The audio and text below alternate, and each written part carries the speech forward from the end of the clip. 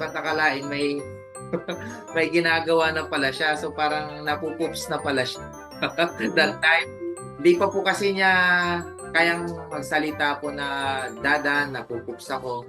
So may mga ginagawa po sa sign lang.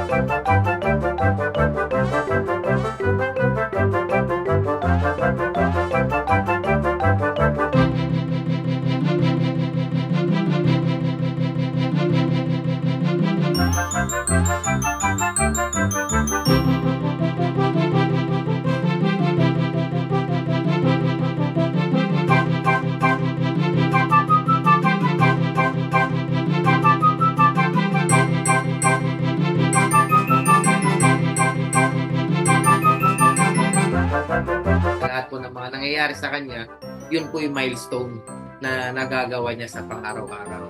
Kaya po, na-excite din kami kung ano may nangyayari sa kanya. Tsaka kung ano man yun, alam naman po namin at ready naman po kami doon.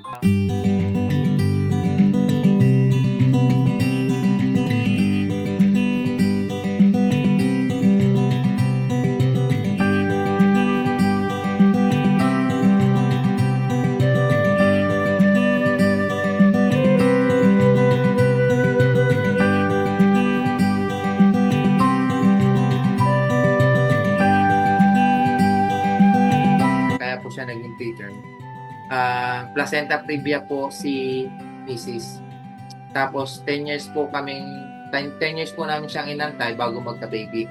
So medyo nahirapan po talaga kami doon sa pagbubuntis pa lang po. Bilis po kasi malaglag yung baby kapag placenta previa.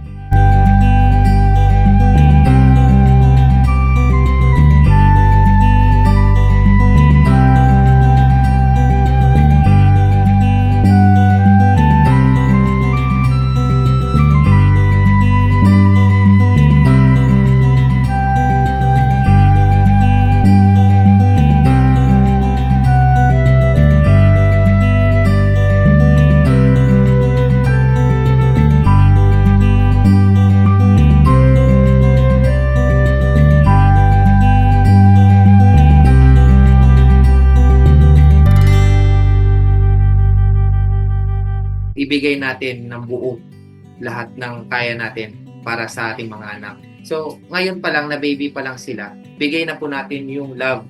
Kumbaga lesson learned na lang din eh. So, hindi dapat laging nagsi-cellphone.